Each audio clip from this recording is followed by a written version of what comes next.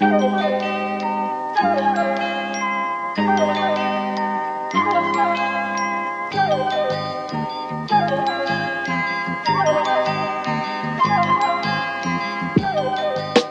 everyone, and welcome to this free episode of It's TF. the free one. It sure fucking is. It's me, Riley, and I'm joined by Milo and Hussein, and we are joined by, I think, like 10... You're joined by two gentlemen. Yeah, I'm joined by two gentlemen. Of a podcasting nature. And we are joined by another gentleman of a historical nature who will be making his, 10th, 12th returning guest visit. It's Patrick Wyman. Hello. Thank you again for having me. This is like my favorite thing to do. I'm very excited.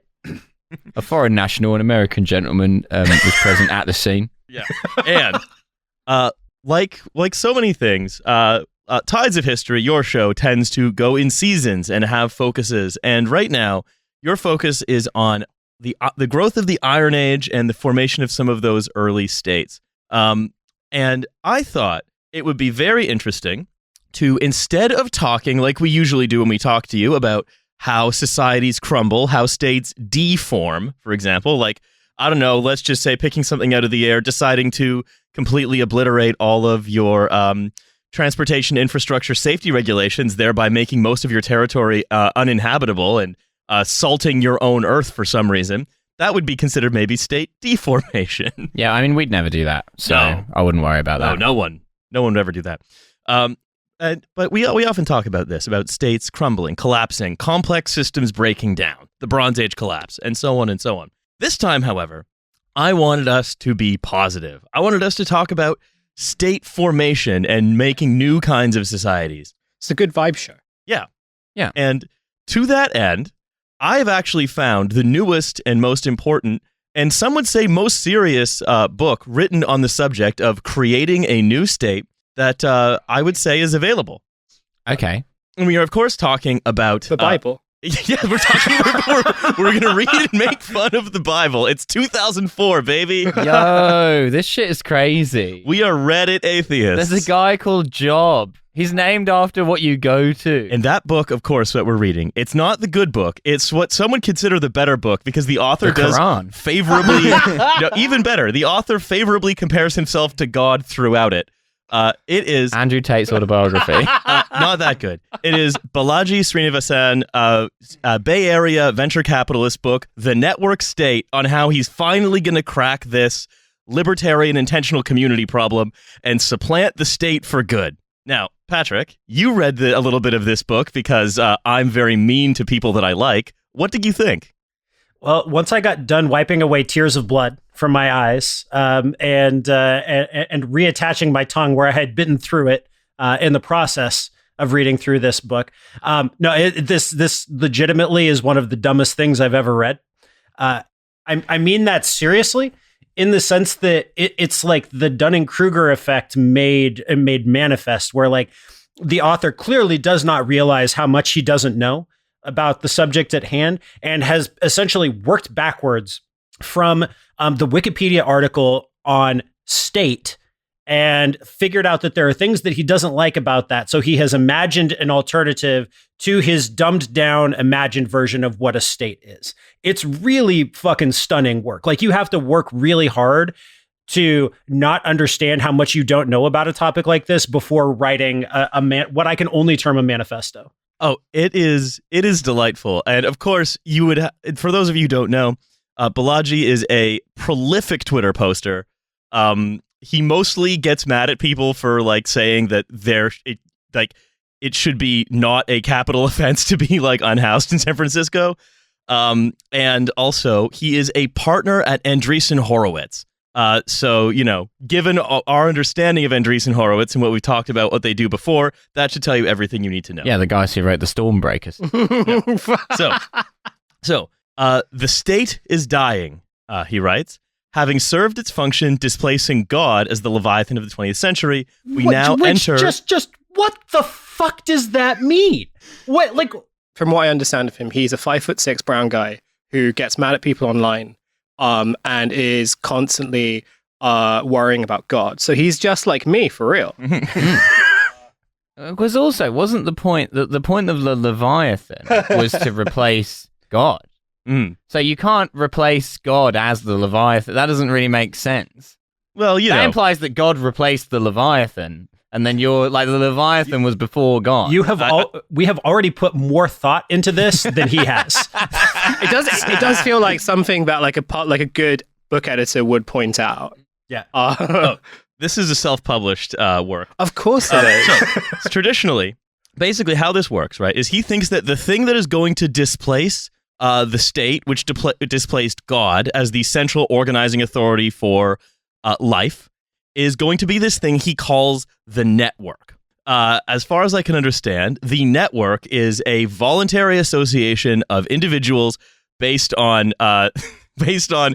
posting and Bitcoin, and that's going to be God from now on. So if you, I mean, look, I've heard of like disenchantment, right? The disenchantment done by science, removing the magical or mystical understandings of like occluded wisdom or whatever. In this case, it's like the Enlightenment process of attempting to understand the world through systematic observation, but attempting to understand the world through very, very deeply stupid and unsystematic observation. Yeah, awesome. Yeah, it's very cool. Guy science. Yeah, it's fella science. So before Joe Rogan. Even Joe could poke some holes here. Before we get into the talking about Balaji's writing, which we will get into, can we just quickly go through a definition of understanding from history, whether we're talking about a sort of Bronze Age city-state, a kind of nascent Iron Age state, or even a Westphalian state?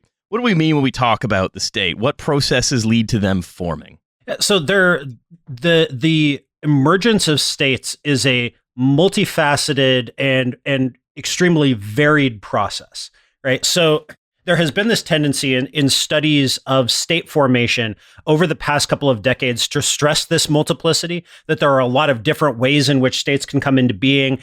There is no one single path. There is no one single definition of a state. States are a lot of different things, depending on the context, depending on where you're looking and when you're looking. And there's not really like a checklist of things that you can point to and be like, state. Yes, it's got this, it's got this, it's got this, it's a state. In much the same way as conversations about urbanism and cities have shifted among people who work on this in the last couple of decades, that like kind of moved away from like an evolutionary checklist approach to something more, I would say, kind of organic. It's a lot like porn. It's a lot like porn now, where like you look at it and if you think that's a state, you're probably right. And if you look at it and you think that's not a state, then you're also probably right. Because states can do a lot of different things. They can be a lot of different things. You can have a state that emerges out of one single concentrated locale, and it's defined very territorially in the sense that you've got a defined center, and then you've got a surrounding area over which that core area extends its dominance. This is kind of the traditional model of what a state is, but that's not necessarily the dominant model of state formation historically. It's not the only one. It's not necessarily a good one, right? Like what you can have at other points in time are like a collection of villages, each that has its own leading family, and that collection of leading families gets together at, say, a sanctuary, like a religious sanctuary. This is what happens in Iron Age Greece, and they're like, you know what? We have common interests. Let's make a thing together. And the thing that they make eventually evolves into the form of the city-state in Greece. This group of leading families. Podcast of its day. Yeah, it's a very posting related thing where you're like sticking something up on the wall of the temple or what will become a temple. You've got like 5 villages in a valley. You get together and you're like, okay, let's make Corinth, or let's make Athens, or let's make Argos. That's kind of, and that seems to be how Iron Age Greek states form. They don't grow out of a single village that just gets bigger and bigger, or a single family. They grow out of the cooperation of a whole bunch of kind of neighboring settlements. So that's one model of state formation. You can also have just separate towns that are already established that come together and say, okay, we're going to form a league. We're going to form a state that is entirely based on this archipelago of urban spaces, right? Like a city league or a town league. This is really common in the Middle Ages. It's what the Hanseatic League is. It's what the Swiss Confederation basically is. This is an entirely different model of state formation, where you don't have a top-down hierarchical assumption of power by an individual or a closely knit group. You have a kind of a loose alliance of different groups separated in space that come together to make a thing. So there's as many different ways to make a state, essentially, as you can imagine. What a lot of them share in common is that they are corporate and not individual efforts, right? So they are different groups of people with shared interests who put aside whatever their differences are to build some sort of coercive infrastructure. And Balaji has come along and said, what if we had a different way, which was basically a combination of a subreddit and a video game conference? But we accidentally alluded to sort of backwards by accident and wrongly alluded to a lot of, like, for example, what he describes is not actually on the surface level that dissimilar from what you're talking about, how somewhere like Corinth gets formed, where a group of villages will suddenly meet together, realize they have a common interest, and then entrepreneurially almost create for themselves a political entity that they will then go on to live in and under and then reproduce. Yeah. This is the kind of the core problem with his understanding of what a state is that he doesn't understand what a state does or who it's for.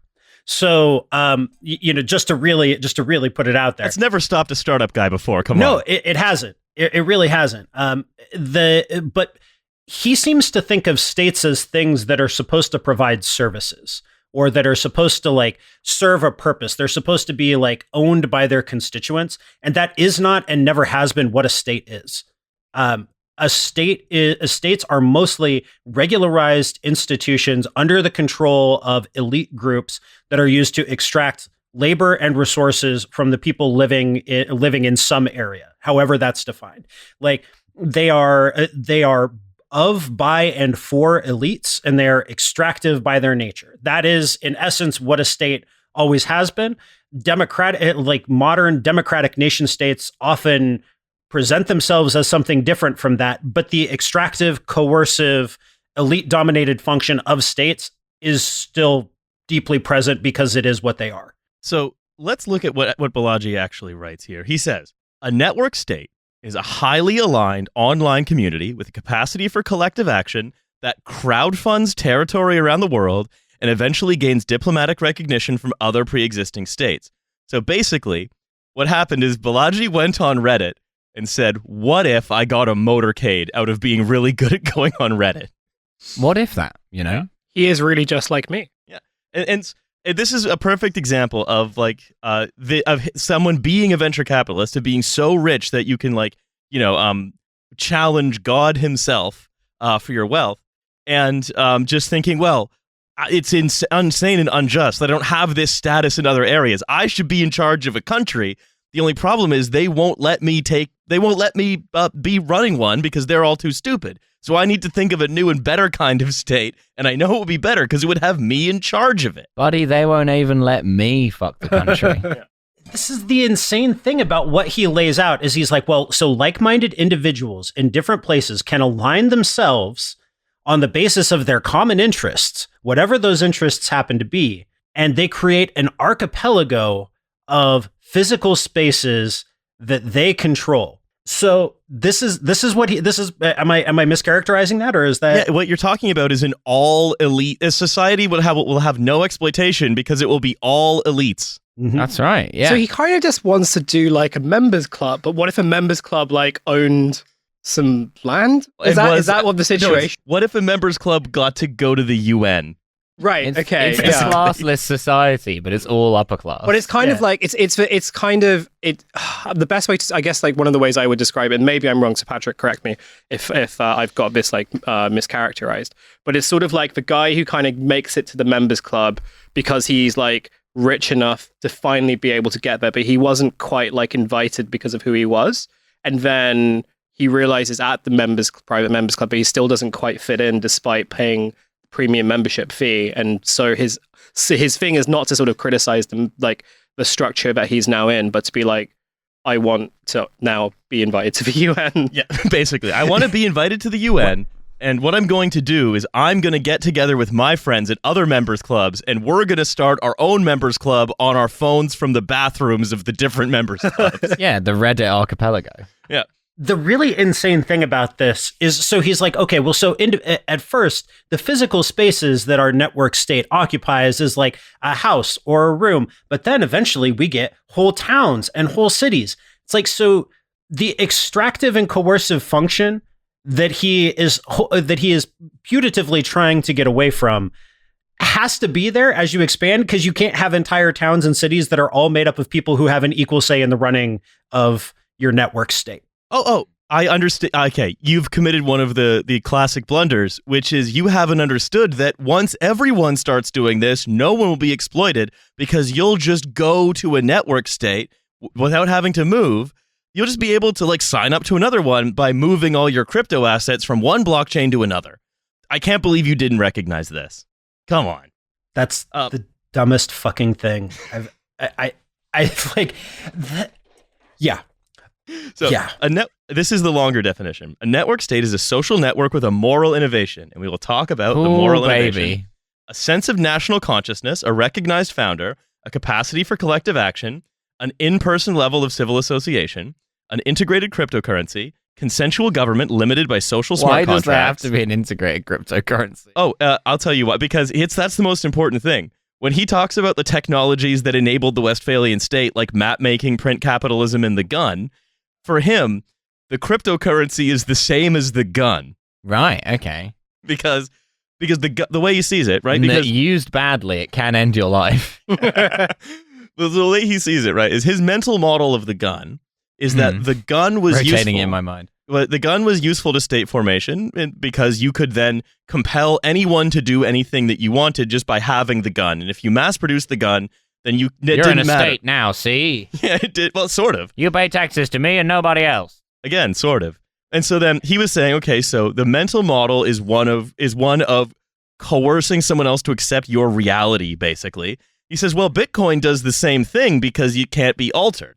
So that means my version of the truth becomes absolutely unarguable. Therefore, Bitcoin is like a gun. Well, the thing about forming a state is you need to be able to buy child pornography with something. So, so he says, he goes on.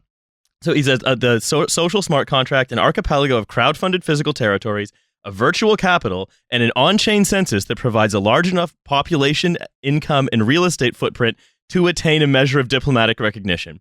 How that happens is unclear. It's not like a Walmart doesn't have international diplomatic recognition, but it does have quite a bit of people who work at it, a lot of income, and quite a bit of real estate. And a lot of guns. Also a lot of guns. Yeah, because it's funny that the Bitcoins are the guns in this metaphor here. I would also think that just guns would be the guns in this metaphor here, or in this analogy here. So I want to take a step back real quick. And please, take a step back. Yeah, so he's just wrong about the relationship between Firearms and Westphalian state formation, because Firearms existed before the emergence of the Westphalian state system. Even after the emergence of the Westphalian state system, most guns are not being produced in state armories. They're being made by private manufacturers. There is no straightforward connection between mass production of firearms and the emergence of a particular kind of state. Those things are incredibly decoupled from one another. The relationship between them has absolutely nothing to do with what he thinks it does. That's fucking stupid. Yeah, because before that, you could just coerce people to do stuff with other weapons. You could just be like, hey, I've got this pointy stick. You're in a state now. You pay taxes to me. It wasn't because when everyone only had pointy sticks, that was good enough. All the gun changed was now everyone had to have a gun, but the basic power relation didn't change. Yeah, most people who were killed in the Khmer Rouge killing fields were not killed with a gun. They were killed with a piece of sharpened bamboo, thereby disproving his theory of the gun and hear that, coercion. Balaji? Yeah. Say what you will about Pol Pot, he was green. You know what? So he didn't want to waste a bunch of heavy earth metals and cordite on his genocide. You know what this is, right? As well, it's what we're talking about nerd Israel. We're talking about startup Zionism. Isn't that just Israel? Where the process of building a state before we have the state. And the ideological goal is that the ordinary beliefs of the average Redditor should be the law, but without the safeguards that keep that from happening in a normal society. And so he says, why now? Why do this now?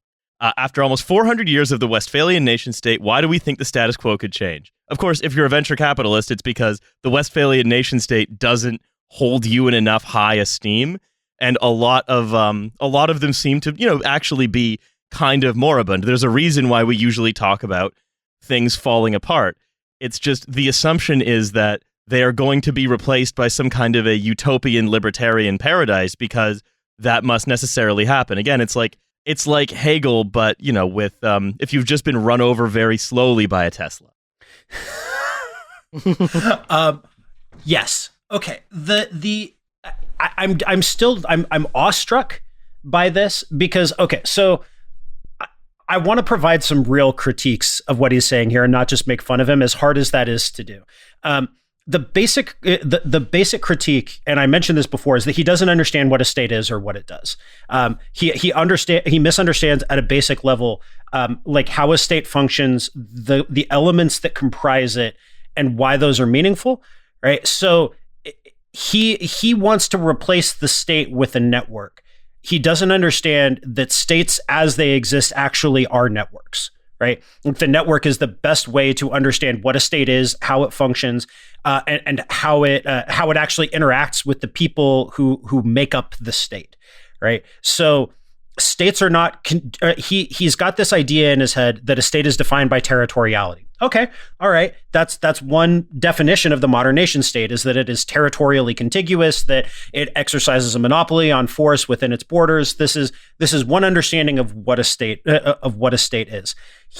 What makes him so powerfully and completely wrong is that that's not the only facet of a nation state, and that is an idealized definition or model of a state and not its reality.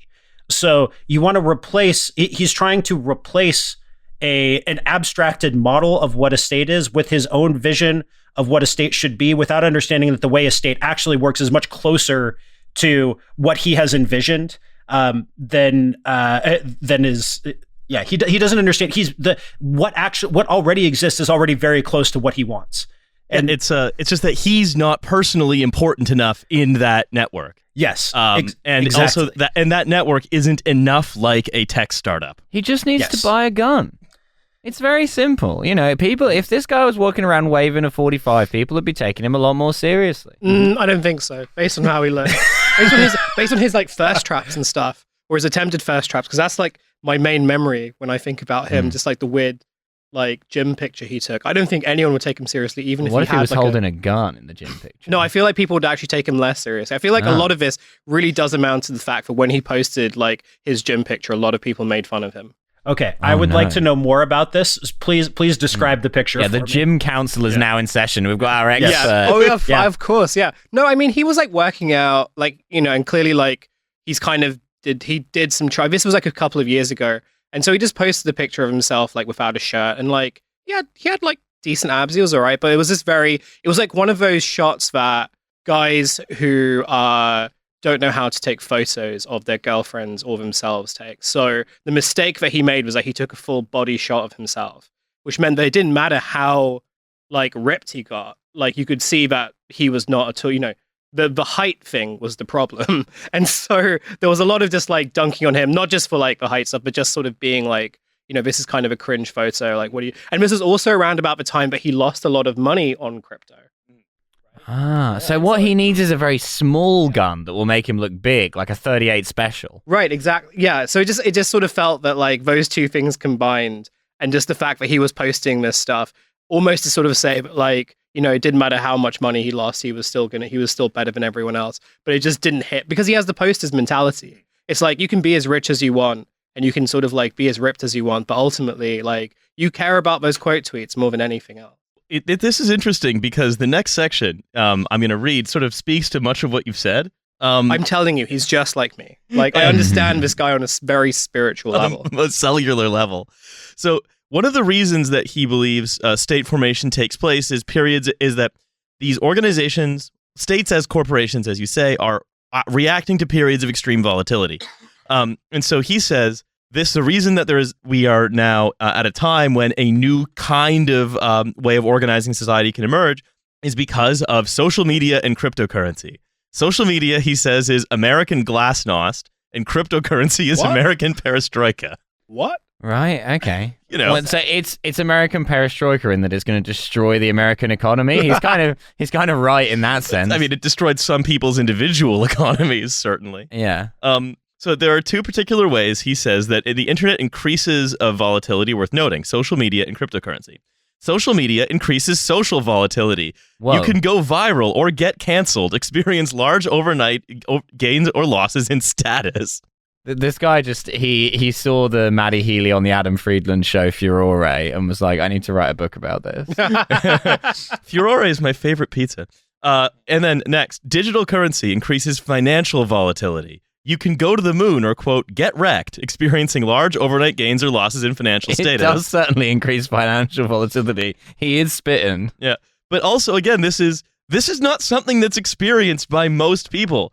The vast majority of Americans are not on Twitter. And yet he's like, Twitter's going to be American glasnost. And I know that because me and all my weird friends are obsessed with it.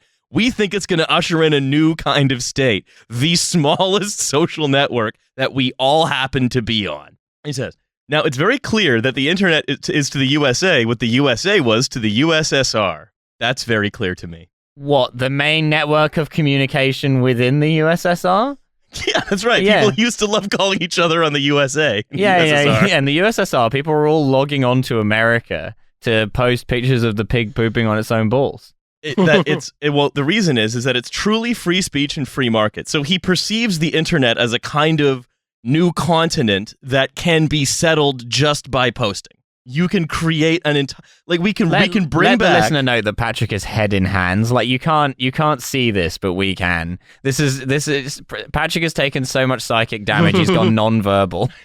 So, it's truly free speech and free markets, but the USA is trying to tamp down the American spring that's been unleashed, but it may be too late. Obama was, in a sense, America's Gorbachev, as he allowed technology to grow mostly unimpeded till 2016 to billions of users without fully realizing what would ensue. Yeah, and then he did a Pizza Hut advert.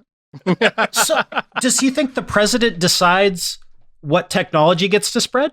Yeah, I think so. Yeah, okay. All right, that explains a lot. Maybe in 2009, Obama would have been like, "Oh, people are gonna stop believing the woke ideology of the New York Times, and we got to ban Twitter."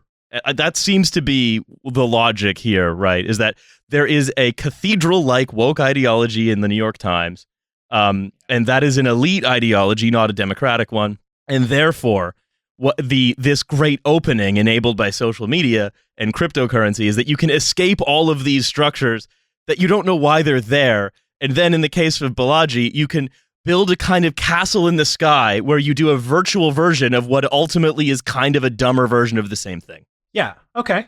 Yeah. All right. Yeah. Pretty You good. build your own Absolutely, yeah. version of a state where you gradually work out why all those structures are there, and then build worse versions of them. At very short notice, because you're like, oh shit, oh fuck.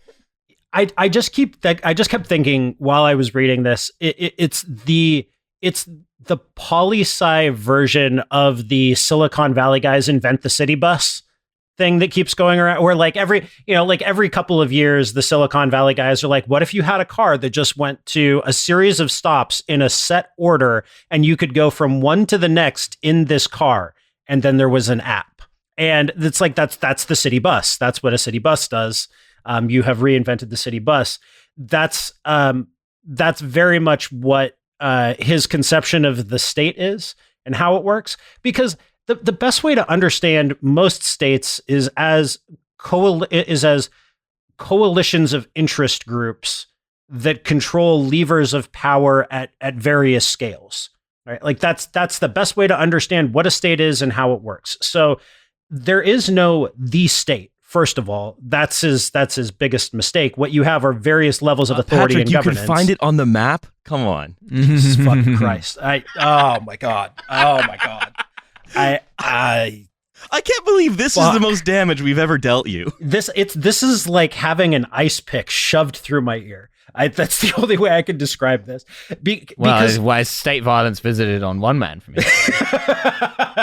So you were saying there's not just one state, there are many. Yeah, every quote unquote state is comprised of multiple levels of authority, right? That overlap. There are multiple networks of authority that all overlap, and sometimes they rub up against each other. You have in the United States, you have local, county, state, federal jurisdictions, all of which are the state. They are all doing their own thing at varying levels, right? If what he's talking about is the federal state, if what he's talking about is kind of the highest level of state authority, well, that doesn't exist to the same extent in all places, right? Like if you go to Wyoming and you're out in the middle of fucking nowhere, you're going to have a lot less contact with the United States government than you are if you live like in Washington, D.C., right? Those are very different levels. And so there are ways that in which people who actually think about these things talk about them. So you talk about like the capillary action of the state or the dendritic action of the state, right? Where you if you understand a state as a network, you understand the kind of things that tie the various territorial regions of the state together. State power flows into those different regions in different ways via different pathways, right? Obviously, he hasn't considered any of this. Like this has never occurred to him. No, Patrick, that would be hard and wouldn't spit out the answer he likes. Yes, it wouldn't spit out the idea that a bunch of guys who share a subreddit would be able to buy a bunch of apartments and eventually get a seat at the UN. Yeah, the chat GPT ass idea of state formation here. So, what are the steps, do we think, of founding a state? What are the steps of founding a network state? Step 1. Create a Reddit account. Sort of, yes. Actually, Milo, you sort of did. Oh, I've done it again. I've done it again. So, number 1, found a startup society. This is simply an online community with aspirations of something greater. Anyone can found one, just like anyone can found a company or a cryptocurrency.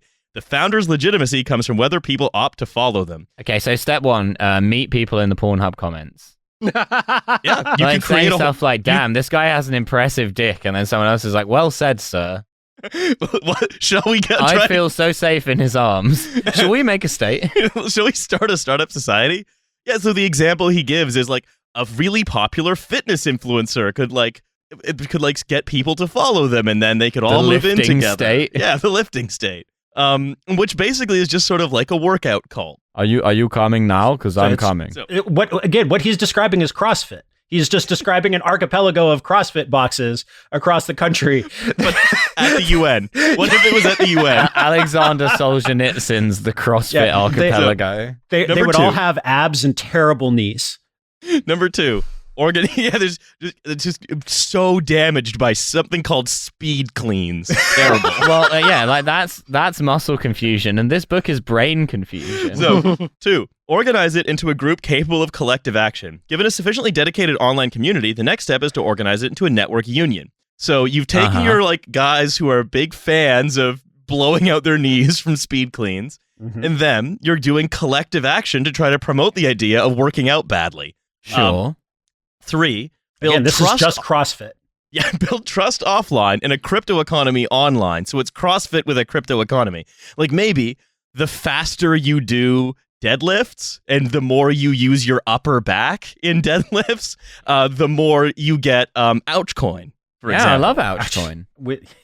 I'm a ground floor investor in Ouchcoin. So build trust offline and a crypto economy online. Begin holding in-person meetups with the physical world, increasing in scale and duration, while simultaneously building an internal economy using cryptocurrency. Again, in-person meetup, that's just meetups. What is a non-in-person meetup? Well, also the idea of building an internal economy using cryptocurrency. An economy for what? Of what? To buy and sell what from where? Why? Why do you just need an economy? Because the cryptocurrency, what it really does is it creates models of economic systems, right, that don't actually ever interact with a thing. It's news when they interact with a thing. What are you trying to interact with a thing for? Because in case it might be a bloke. Penny Arcade, the webcomic Penny Arcade, right? They have charitable stuff that they do. They have an expo that's like a gaming expo.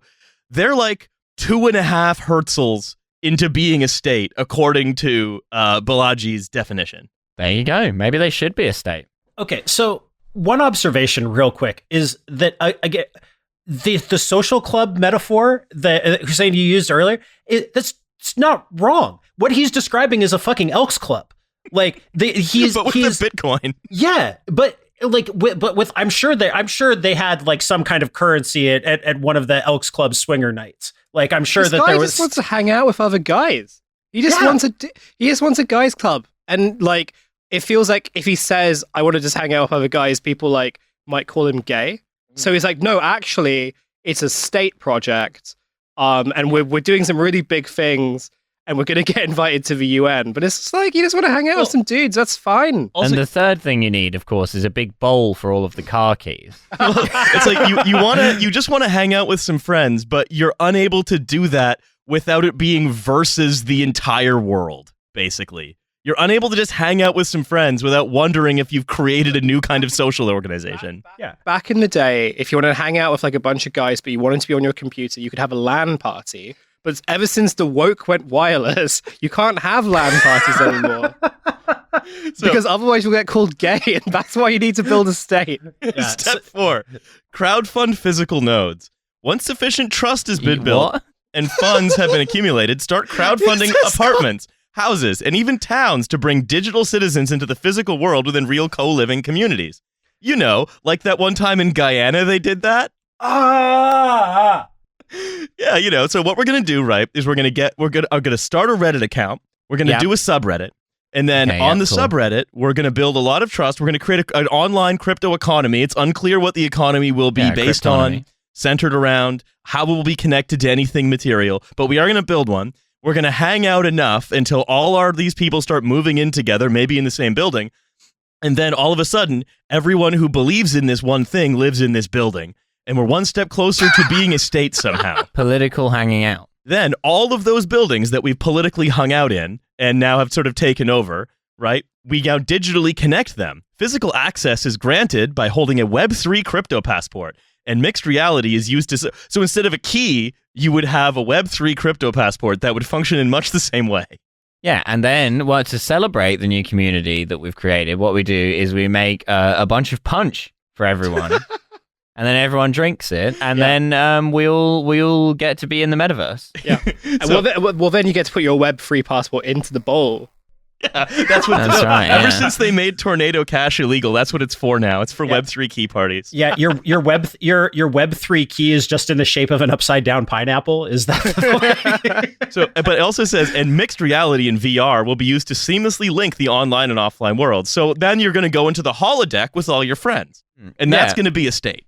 Yeah, it's PlayStation Home, but it's like France now. Yeah, so 6. And weirdly, here's the crazy... PlayStation Here's the crazy thing. PlayStation Maison. Le PlayStation, c'est moi. There's 2 more steps. Ceci n'est pas une PlayStation. I really think I really tickled Jesus Patrick Christ. with that one. Oh my God. So there's 2 more steps to forming a state. Just 2. Once you've got the PlayStation Home, you only have to do 2 more things. Number 1, conduct an on-chain census. As the society scales, run a cryptographically auditable census to demonstrate the growing size of your population, income, and real estate footprint. This is how a startup society proves traction in the face of skepticism. How that is supposed to prove traction in the face of skepticism is unclear. What we can say is there's certainly skepticism that they're in the face of. And here's step 7. Step 7 is my favorite step. It's the best step of all of them. So you have all of this, right? You have PlayStation Home, you have a blockchain, you're hanging out in apartments. Step 7, and this is just one step, a black box of a step. Gain diplomatic recognition. First of all, this has really done irreparable psychic damage to me. Like it really has. But what's hilarious to me about this whole thing is that he has kind of figured out some aspects of like how to think about a state without knowing that he's doing that. So he's like managed to entirely by accident stumble onto some sense of state functions and definitions of stateness and how states work and what they're about. But he has also confused that with an Elks Club, a subreddit, and various other kinds of forms of voluntary association. So he's managed to put all these things together in a way that is just, on the whole, tremendously dumb. It's I can't overstate how fucking stupid this is. But he's managed to like weave his way around these things, and he thinks he's the first one to ever figure them out. Or like, okay, as much of a dead-eyed psychopath as like Tyler Cowen is, right? At least Tyler Cowen's thing is there is always a literature on that. Right. So whatever it is, whatever the thing is that Tyler Cowen is going to be a dead-eyed psychopath about, he is aware that people have probably done work on it and that you need to read those things in order to understand the field before you make your dead-eyed psychopathic intervention in that. These Silicon Valley guys, like they never do that, right? They read one Wikipedia article and then they're off writing their fucking manifesto. Like I can't stress enough. I think one Wikipedia article might be a bit generous for this one. It might be. It's the Noah Smith way of understanding things. It's like there's absolutely zero awareness that these are issues that anybody has ever thought about or written about, theorized about, might have something valuable or viable to say on the topic that is not to be found in a Twitter Spaces or a subreddit. Like, so I'd say what he has done in terms of his reading is that he has looked at writing about the state and state formation that supports his thesis. So, but anything that says, for example, that the state is fundamentally a compulsive organization or a compulsive social form, he has just ignored that. And he said, "What clever? Yeah, because then it's not real." Yeah, you close your eyes, then it can't hurt your argument. Well, and that's why when I closed my eyes, my mother went away. And I don't know where she went when I did that. It's a lack of object permanence as a life strategy. Yeah, and that's right. And so, for example, like he does like sort of favorably cite someone like Benedict Anderson, who talks about imagined communities like connecting to nationhood, right? He does favorably talk about that because then he say, yeah, we're going to do that, but through Reddit, basically. And because he can say the mental model of like a shared print capitalism, a shared language, these kinds of shared cultures, of being able to have a fellow feeling with someone who you have never met. He's able to say, what if we did that, but it was through Reddit? And so he says, unlike the ideologically disaligned and geographically centralized legacy state, which packs millions of disputants into one place, the network state is ideologically aligned but geographically decentralized. And I've realized what he's invented, and I know this because I've listened to too much Tides of History. He's invented the Holy Roman Empire after the Reformation. Yes. That's basically this idea of territorial continuity that he keeps coming back to is just so fucking fundamentally wrong, like unimportant. Yeah, it's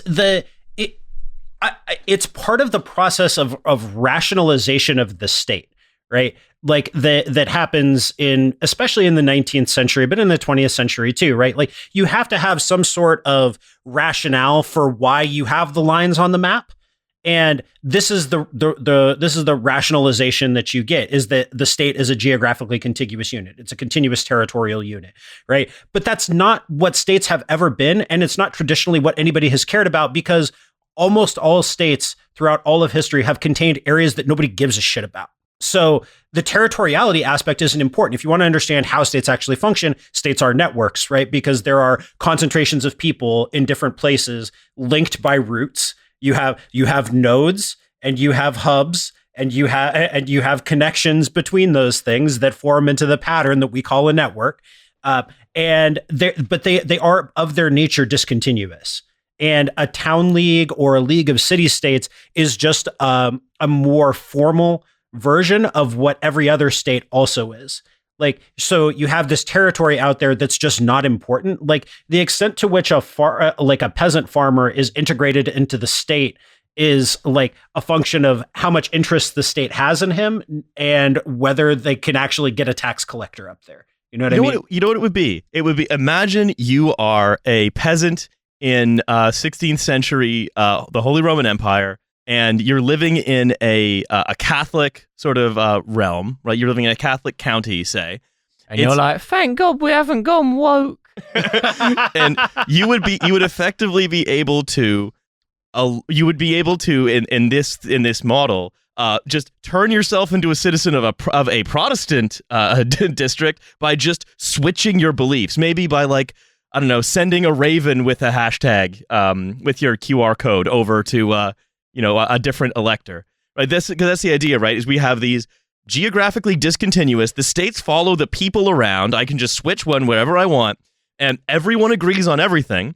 Because if I don't like my state, I can just go to a different one, and then all the best states will have all the best people, and then those will become powerful.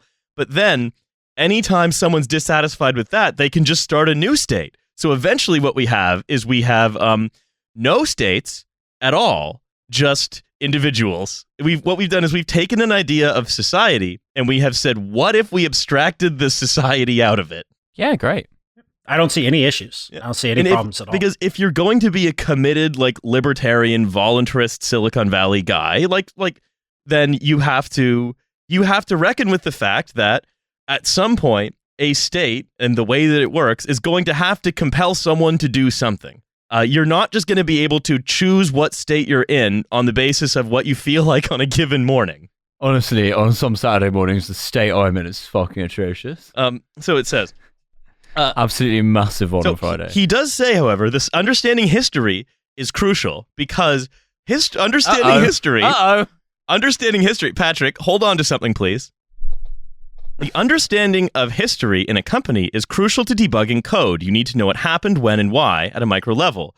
But it's also crucial to debugging situations at a larger scale than companies like societies or countries. Awesome. Yeah, we've given you some ouch coin. Yeah. Please. So there are a lot of problems here. A lot of issues. A lot of Come problems. on. I thought we were done with the problem. It seems fairly solid. Like, in the same way you diagnose the societies in the same way as you diagnose code, which is you organize them in lines instead of spaces, or vice versa. Yeah. The issue is there's a lot of filling in this compliment sandwich and not much bread, and we really need to put some bread at the end of this. That's the thing, right? The entire premise of this book is that he thought this exact conclusion, this insight occurred to him, which is looking at history is a bit, and fixing things is like debugging code. And what if you could debug a society like you debugged software? And that one shower thought has now been expanded into a very large book. It's a bad book. Bad thought, bad book. Because, so first of all, sometimes bad shit just happens, right? There are occasional times when things go terribly wrong for reasons that people couldn't really have seen coming, entirely unintended consequences. So how do you debug that? How do you just debug something that went wrong? Second, and more important, a lot of the time, the quote unquote bad things or things that have gone wrong are often things that are good for one group while being bad for another group. Oh, they would just start another state. Yeah. In this case. Fuck. God. Yeah, they're on a different subreddit. So the basic, but think about this, right? The basic premise is just so far off. The idea that there are obviously objectively good or bad things, and that you just decide that they're good or bad, and then you go back and fix the bad ones. Like, that's so fucking infantile. Like, I like, if everybody agreed that things were good, or that certain things were good or certain things were bad, there wouldn't be any conflict and we wouldn't have this issue in the first place, right? Like, I think it's because we're stuck with legacy organizations that keep people that disagree bound together when they really shouldn't be bound together at all. States. Fuck. States are like the Walmart, when you think about it, of the world. Yeah, because they have lots of guns. Yeah, why do we have eggs and guns together? That's a legacy organization. Well, because how did you get all those eggs? Well, with the gun. I went around with my gun and I said, give me those eggs. I coerced the chicken. Like right. producer else. It says, we will use these tools, the tools of studying history, to discuss the emergence of a new Leviathan, the network, which is the network. The tool of studying history. A contender for the most powerful force in the world, and a true peer to God as a form of social organization. So, because like that, but that's the thing also, right? Like, when the church was your main method of social organization, that was because it provided you a way of fitting yourself into a society, of understanding the infinite, and of reassuring you that what you were doing was okay.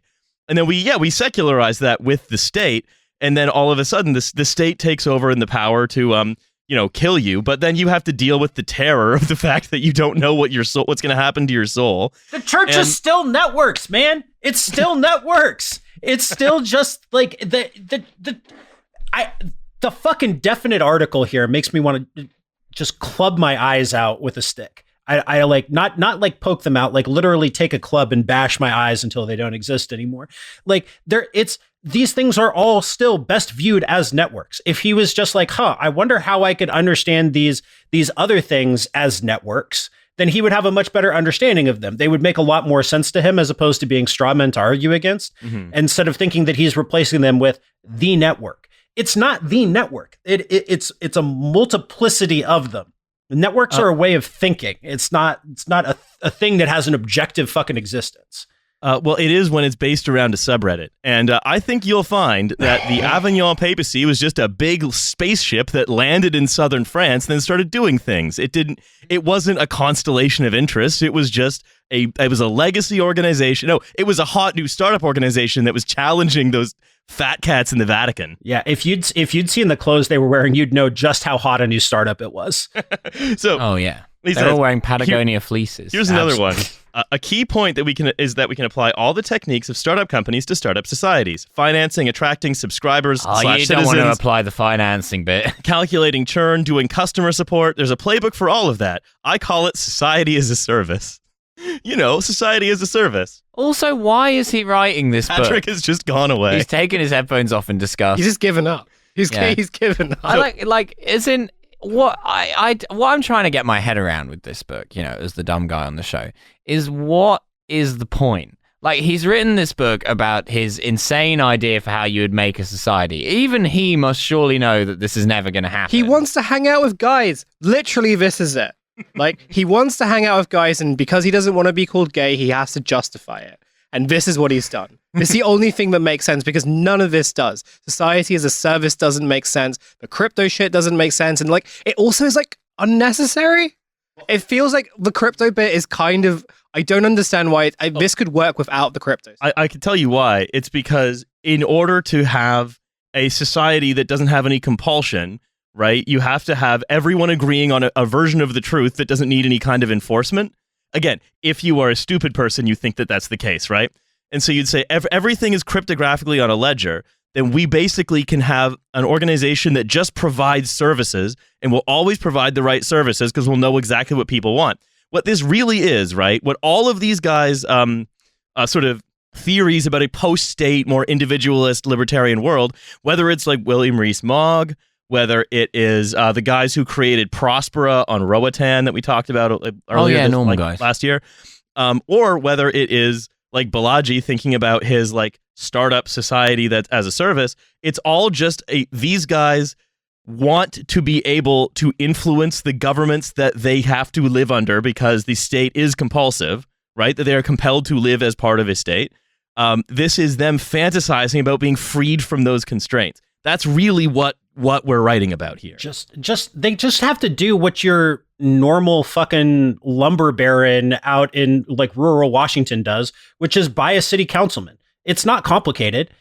If you want people to listen to you, you just buy a politician. They have done that. Yeah, but they've done that. But San Francisco still isn't to their liking. It doesn't matter. That's the part that just absolutely fucking blows me away. It's like you already have what you want. It's none of this is hard. You could just move to a rural area someplace and buy the country club, and you'll get exactly what you want. Because I think we've discussed this on previous episodes and various things, and they don't ever want to do that, right? They kind of for all the years. We've heard all the time they sort of complain about LA and they complain about New York and all these sort of metropolitan liberal cities, but they don't actually want to go anywhere else. And you're right in the sense of their strategy then was just to sort of buy politicians and on a policy level they've done very well out of it because you have politicians that don't really want to do anything, are very happy to sort of leave tech to sort of fill public services.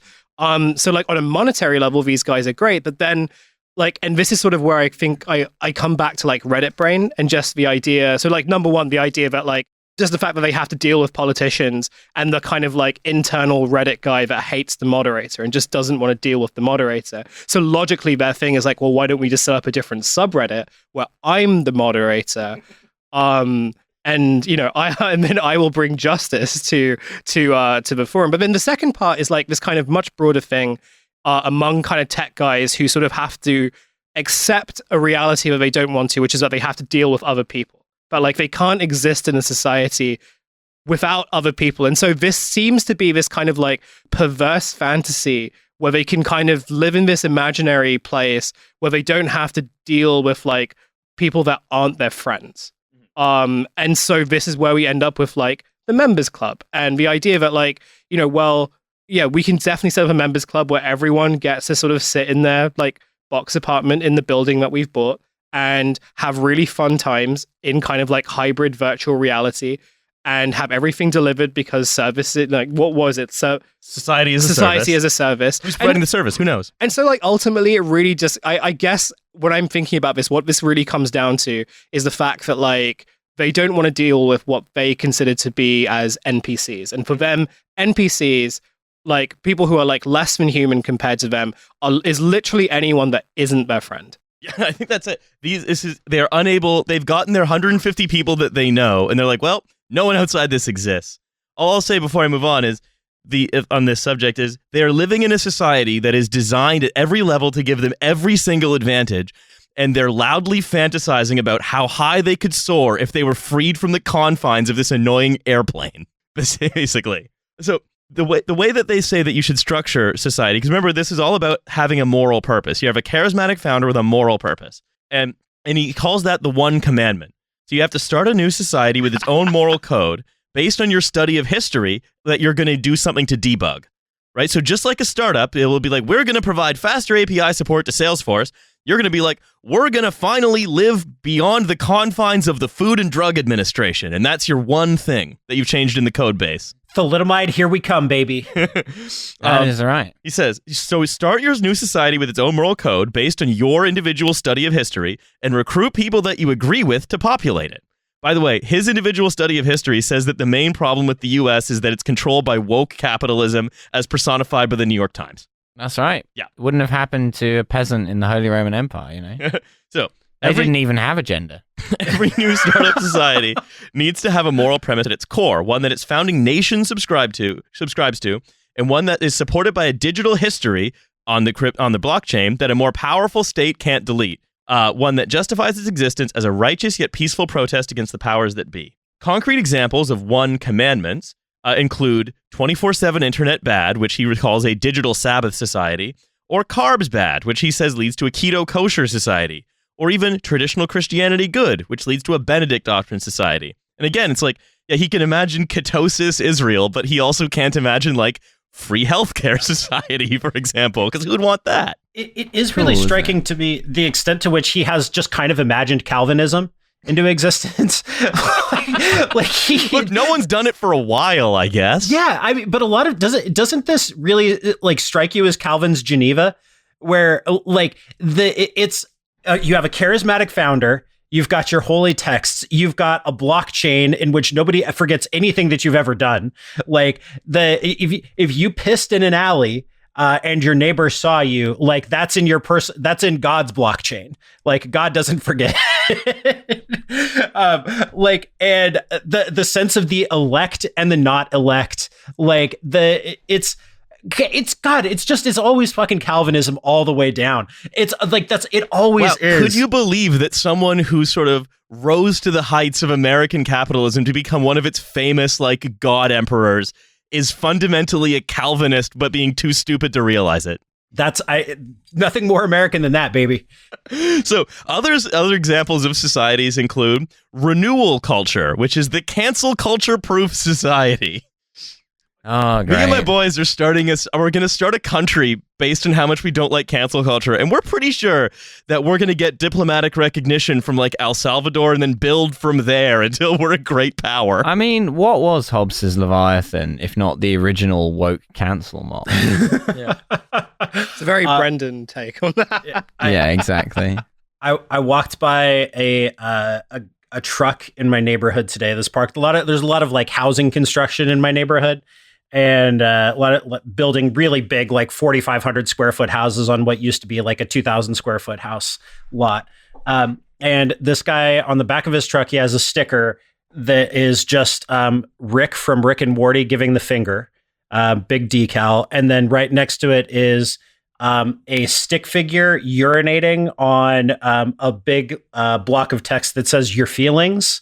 Mm-hmm. And this guy, so I want to know. That's the flag of the anti-cancel culture country. Yeah. So first of all, I know what country this guy's going to belong to. I could also hear him yelling from inside the half-constructed house, "You fucking." So just to give you, just in case it was unclear what kind of guy he was reading this book.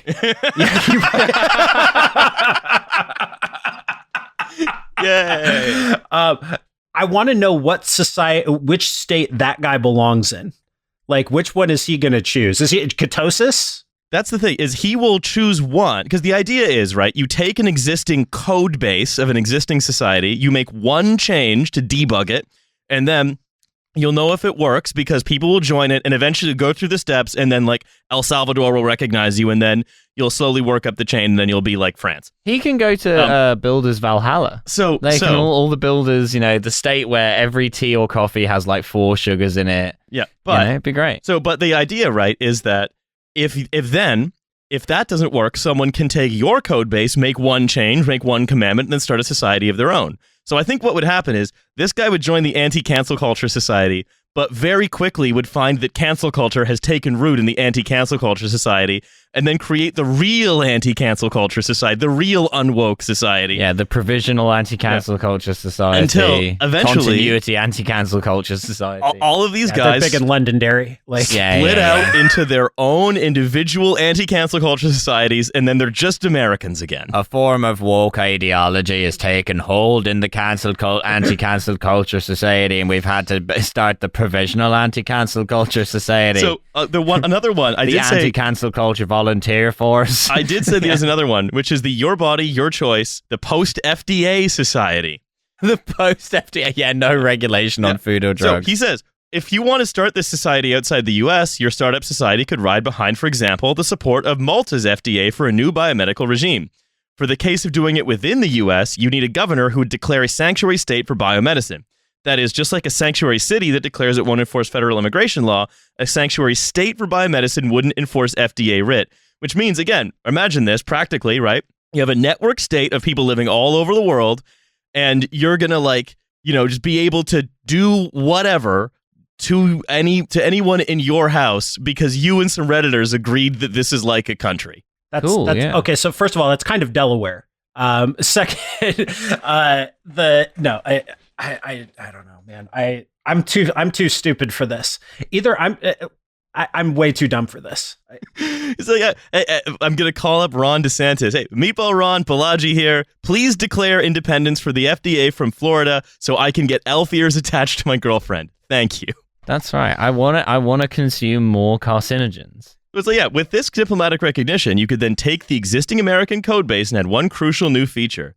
Your absolute right to buy or sell any medical product without third-party interference. Yeah, that's how you get Biden. That's how you get an FDA-free zone. And before we end, though, you might be wondering, how do they talk about policing and the use of violence in the network state? Because that's usually a pretty touchy issue if you're going to be living inside the territory of a legacy state for a while before you replace it. So, do you want to know how he handles it? I would very much like to know, yeah. So, how he says, look, we assume at the very beginning, we're going to have to just piggyback on the legacy state for law enforcement, right? Boring. Sure. Yeah, but what happens when all the legacy states sort of drop away and they're replaced by this like global Holy Roman Empire of people who maybe people who like CrossFit, people who like keto, people who hate cancel culture, these different people who would all belong in different states based on what they want, the one thing they like most, is that they would say, well, advances in robotics, such as the Boston Dynamics dog and other forms of automated law enforcement solutions,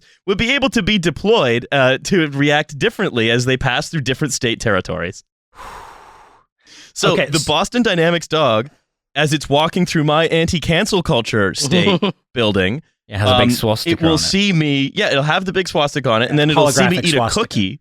It'll see me eat a cookie, and then it'll be like, citizen, that is fine. And then, or maybe Ed 209 walks into like the Keto Society's room, sees him eat a cookie, and then blows him away. Yeah, just minigun. Okay, so again, what he's describing with these robots is literally what like the hot dog necked guy from high school does now, going from neighborhood to neighborhood enforcing the laws. Like, oh, is that a rich white lady blowing coke in her Mercedes? Totally fine. Is that two black youths smoking a joint? Time to get my beaten stick out. Like, that's literally what police already do. Like, they really shouldn't call it the beaten stick when they give it to them. I think it gives them the wrong idea. It does, I think it's that the particular the turd in the punch bowl in this case is that they're unable to get rid of this idea that if everyone just volunteered if everything was just reduced to personal choice, if you could just be shopping for everything, then all of the problems in politics would automatically be solved. That's the one weird trick, and that's why he keeps ending up describing things that actually exist, but very stupidly, because he's unable to recognize that voluntarism isn't just going to be the one weird trick that fixes all of it. The turd in the punch bowl suggesting that in this society, the suicide punch doesn't actually have poison in it. You just drink it and then you get dysentery. You just got like really bad E. coli. What's fucking hilarious about this is, okay, so I may have mentioned him on the show before, but I train with a 50-year-old Second Amendment absolutist and vegan named Rob.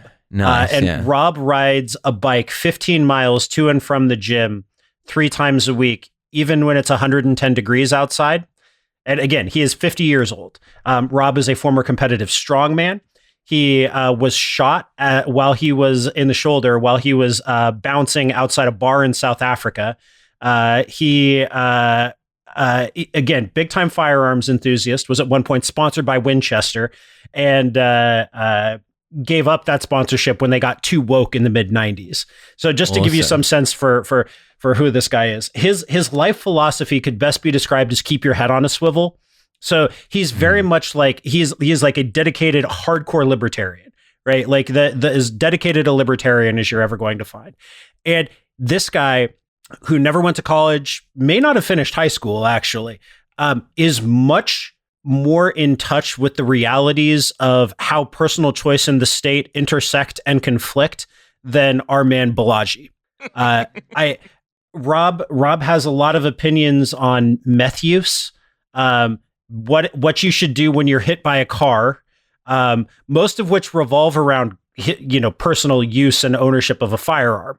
He's like, well, if somebody hits you with a car, you pull out your gun and you shoot him. So Rob at various points has like, what I say when I mean keep your head on a swivel, he will wear a bulletproof vest while he's riding his bike 15 miles to and from the gym. It's so hot. Right? But you unless got to he's keep your head only on wearing swivel. that. He's like Winnie the Pooh, except the only garment he's wearing is a bulletproof vest. Yeah. Well, and he always has not one but 2 guns. And one time I was like, Rob, why do you have a second gun? He's like, well, what if something happens to the first one? So has he ever considered what if something happens to the second one also? He has, well, but he feels unlikely. like that's an unlikely use case for Rob. But like, guy who's carrying 3 guns looking at him like this guy's a fucking amateur. Yeah, he's not prepared. Why aren't you wearing like Series 4 body armor? Like you really think a vest is going to get it done? Covers. Yeah. So a guy in a mech suit looks down at both of them derisively. Yeah. A guy in an Abrams tank, just like, oh, this guy thinks he's a prepper. If Rob could drive an Abrams tank without any environmental consequences, he would. He absolutely 100% would. But like, that guy is a much more realistic libertarian in terms of like living in a society and the shortcomings and benefits of that than Balaji is. Like Rob, whom I adore, I love him. I think he's the funniest motherfucker that I've run across in a very long time, and like I learn things from our conversations all the time. Like his perspective on life as a practicing libertarian, you might say, is much more realistic. I was born libertarian, but I'm not practicing. That's a much more enriching, enlightening libertarian perspective than whatever the fuck this network state shit is. Well, because with Rob, he hangs out with guys at the gym and probably hangs out with guys at other places, and Balaji doesn't hang out with guys. Yep. I'm telling you, this is what it comes down to. He wants dude friends, and he's trying to justify why that's not gay.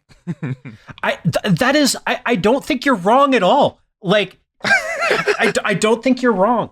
Like, that's it. It's a guy who wants to hang out with friends in a very political way, specifically directed at all of the things he doesn't like about California. That's sort of what the network state is. Yeah. If you want to suck a guy's dick, just do it. Just enjoy it. Don't say it's like a node or whatever. Just do it. they've Sucking gotten on that a out. node. They've no, but see, they've gentrified that out of San Francisco now. He can't just go down the street and do that. Like it's the unintended consequence of tech's takeover of San Francisco is they've removed all the good spots. Yeah.